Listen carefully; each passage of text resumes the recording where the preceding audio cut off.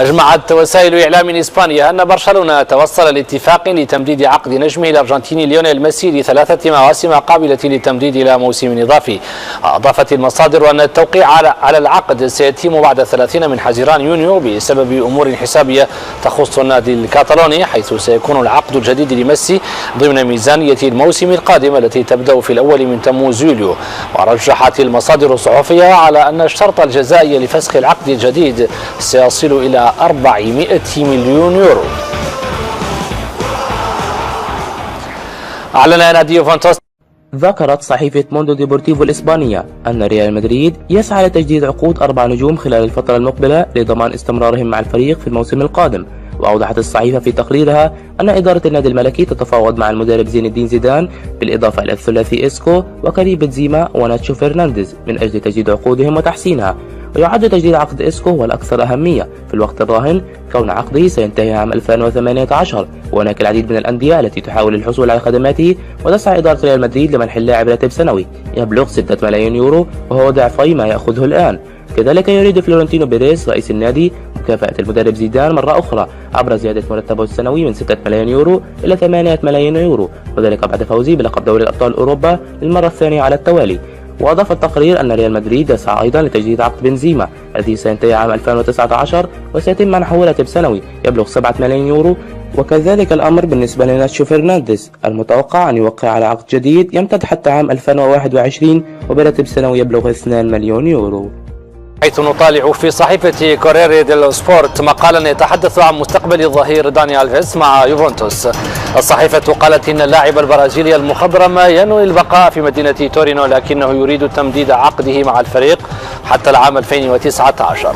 الصحيفة نقلت عن مصادر برازيلية اجتماع ألفيس مع مسؤولين في إدارة بطل الدوري الإيطالي طالب خلالها بتمديد عقده الحالي حتى العام 2019، وفي حال عدم تلقيه أي رد إيجابي فسيعلن رحيله، خاصة أنه يملك عددا من العروض من إنجلترا والصين. تساءلت صحيفة بيلد هل سيستقطب المدرب بوش نجوم أياكس إلى دورتموند؟ الصحيفة عادت لبعض تصريحات بيتر بوش خلال تقديمه مدربا جديدا لدورتموند، حيث قال إنه عمل مع لاعبين استثنائيين في أياكس. وعليه قدمت الصحيفة تساؤلاتها حول أفكار المدرب خلال سوق الانتقالات، وتوقعت بيلد أن يضم بوش لاعبا أو 2 من أياكس خلال الانتقالات الصيفية. ونقلت الصحيفة عن مصادرها أن الاتصالات قد بدأت فعلا، لكن التحركات الرسمية لن تبدأ قبل عودة المدرب من عطلته السنوية. صحيفة سبورت بليتش. علمت بين سبورتس من مصادر مطلعة أن نادي الريال مدريد صرف النظر عن التعاقد مع حارس مرمى مانشستر يونايتد دافيد ديخيا. وبرر بطل أوروبا قراره بأن الجهاز الفني بقيادة المدرب زين الدين زيدان راض عن أداء الحارس الكوستاريكي كيلور نافاس، فضلا عن ارتفاع قيمة صفقة انتقال ديخيا المقدرة بحوالي 75 مليون يورو إلى جانب الراتب المرتفع للحارس والذي يتقاضى نحو 12 مليون يورو. بداية من فريق ريال مدريد، حيث بات الفريق الملكي صاحب أقوى علامات تجارية على مستوى العالم، متفوقا على العديد من الأندية أبرزها الغريم التقليدي برشلونة حسب دراسة أجرتها شركة براند فاينانس، وذلك بفضل تألقه الأخير على الصعيدين المحلي والأوروبي. تفاصيل أكثر في سياق التقرير التالي.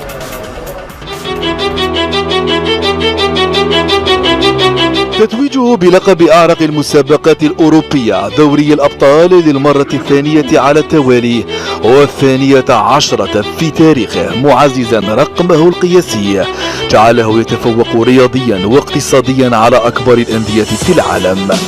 ريال مدريد بطل إسبانيا هو الآن أقوى علامة تجارية في العالم، وذلك وفقا لدراسة أجرتها شركة براند فاينانس. النادي المدريدي أصبح يتربع على قمة تصنيف بمجموع نقاط يبلغ 96.1 مقابل 95.4 للنادي الكتالوني. شركة براند فاينانس تضع في عين الاعتبار ضمن 100 نقطة العديد من الأمور الهامة أبرزها القدرة الاستيعابية للملعب واستخدامه ونسبة دخله بالإضافة للنتائج الرياضية ودرجة رضا الجماهير. فهذا الموسم الرائع لتشكيلة زيدان لا يجعلها فقط الأعلى قيمة تجارية في العالم، بل يعزز أيضا القيمة الاقتصادية للنادي. ففي التصنيف المالي يأتي نادي مانشستر يونايتد في المقدمة، وهو منافس الريال في السوبر الأوروبي المقبل، حيث تقدر قيمة التجارية للنادي الإنجليزي بمليار و733 مليون دولار، ويليه ريال مدريد بقيمة مليار و419 مليون دولار، متبوعا ببرشلونة في المركز الثالث بقيمة تقديرية بلغت مليارا. حيث نقرأ في يومية آس: مدريد يفعل عملية خروج خامس وموراتا وآخرين. في تفاصيل تقول الصحيفة إن الأسبوع الحالي يشهد بداية تشكيل فريق موسم 2017-2018، وأول تحد يواجهه النادي هو إيجاد الحل لوضعية العديد من اللاعبين الذين تحوم الشكوك حول مستقبلهم. وتضيف آس أن الريال بدأ معالجة مستقبل لاعبين أمثال كوينتراو وموراتا وخامس ودانيلو وبيبي وماريانو ونافاس. واختتمت اليومية المدريدية بالقول إن زيدان يأمل في حل كافة المسائل العالقة قبل بداية الموسم الجديد. تبقى مع الصحافة الإسبانية، لكن هذه المرة مع سبورت التي كتبت: أسلوب لعب بيرين ينسجم مع فلسفة فالفيردي. اليومية الكاتالونية أجرت حوارا مع لاعب أرسنال وأوضحت أن المشروع الرياضي لمدرب برشلونة الجديد إرنستو فالفيردي ربما يشكل عاملا مساعدا في ضم إكتور بيرين إلى صفوف البلاوغرانا. سبورت اعتبرت أن طريقا طويلا ينتظر البارسا خلال الصيف قبل قدوم محتمل لبيرين من ملعب الإمارات.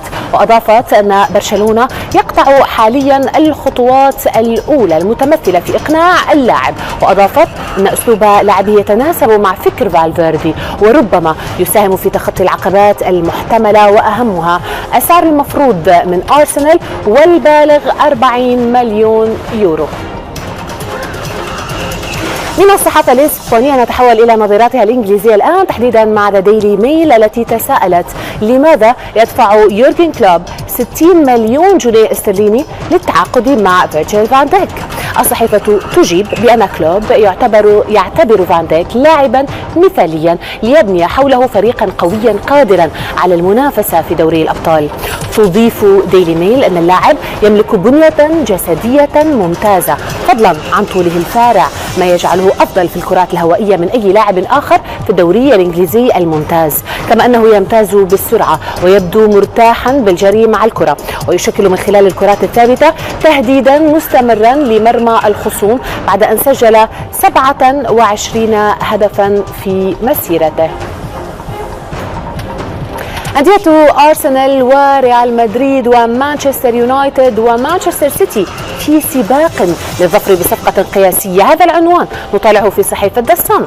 اليومية الإنجليزية أوضحت أن مصادر في إسبانيا وفرنسا كشفت تلقي موناكو 4 عروض تجاوزت قيمتها 100 مليون جنيه استرليني لضم كيليان مبابي، فيما تردد خبر تجهيز أرسنال عرضا آخر تتجاوز قيمته 122 مليون جنيه استرليني. الصحيفة استنتجت في مقالها أن المال لا يعد مشكلة بالنسبة للأندية الساعية لكسب توقيع نجم موناكو، وتبدو مستعدة لتحطيم الرقم القياسي السابق والبالغ 89 مليون جنيه استرليني الذي دفعه يونايتد ليوفنتوس قبل عام لجعل بول بوجبا حينها أغلى لاعب في العالم. الآن وإياكم إلى صحيفة كيكر التي نشرت حقائق عن مدرب بروسيا دورتموند الجديد بيتر بوش. كيكر ذكرت أن بوش يجب أن يقدم فريقه كرة هجومية وممتعة، فضلا عن تأسيسه مبدأ استرجاع الكرة من الفريق الخصم خلال 5 ثوان واعتماده على الضغط المتواصل على المنافسين. وأضافت كيكر أن بوش يمتلك عقلية الفوز بعد الألقاب العديدة التي أحرزها كلاعب في صفوف فاينورد، وامتلاكه المعرفة بالأندية الألمانية بعدما خاض تجربة احترافية كلاعب مع هانزا روستوك، هذا بالإضافة إلى دراياته بالمنتخب الألماني بعدما لعب ضده بقميص المنتخب الهولندي. تحت عنوان باليرمو تحت رحمة المدعي العام بعد وجود عجز في النادي يقدر ب 120 مليون يورو.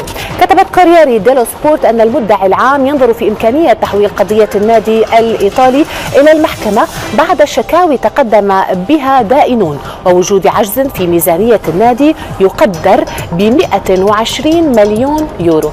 ونقلت الصحيفة تصريحات أدلى بها المدعي العام يقول فيها أنه يمارس دوره الممنوح له بمقتضى القانون للنظر في القضايا المدنية ومعرفة ما إذا كانت ثمة خروقات قانونية في النادي الذي هبط الموسم الماضي إلى الدرجة الثانية.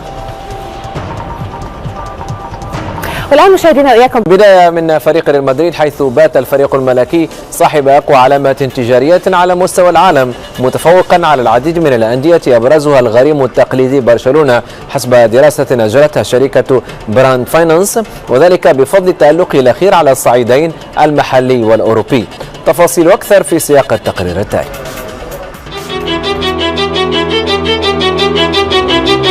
تتويجه بلقب أعرق المسابقات الأوروبية دوري الأبطال للمرة الثانية على التوالي و12 في تاريخه، معززا رقمه القياسي جعله يتفوق رياضيا واقتصاديا على أكبر الأندية في العالم. ريال مدريد بطل إسبانيا هو الآن أقوى علامة تجارية في العالم، وذلك وفقا لدراسة أجرتها شركة براند فاينانس. النادي المدريدي أصبح يتربع على قمة تصنيف بمجموع نقاط يبلغ 96.1 مقابل 95.4 للنادي الكتالوني.